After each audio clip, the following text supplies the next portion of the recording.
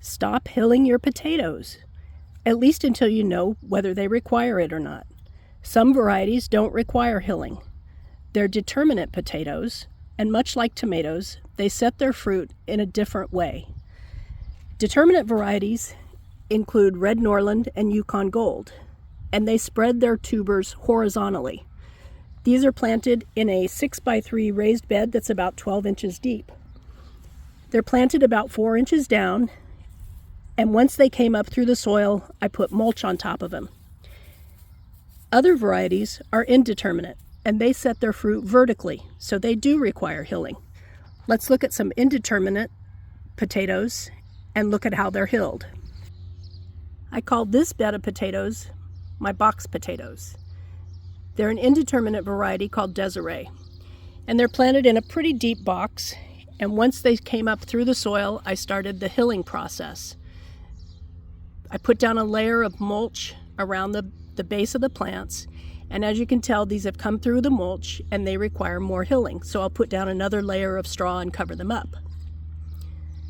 Common indeterminate varieties include russets, German butterball, and red Pontiac. They set their tubers vertically, and that's why they require hilling, to keep the sun off the tubers so that they don't turn green. These are an unknown variety. They're my mystery potatoes. I planted them in this bucket last year, hilled them, and nothing came up, so I thought they were done for. I left the bucket over the winter, and surprise, surprise, but this spring I started getting potato plants coming up. So I just added mulch around the top since I don't know what kind they are. So what do you do if you don't know what variety you have and you don't know whether they're determinate or indeterminate? You can't go wrong by hilling them. So if you're not sure, go ahead, plant them deeply, and hill them as they come up through the soil. If you know they're determinate, you don't need to hill them.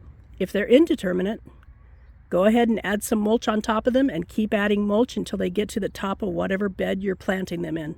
And then let them go to flower, and they'll be ready for digging up shortly after that.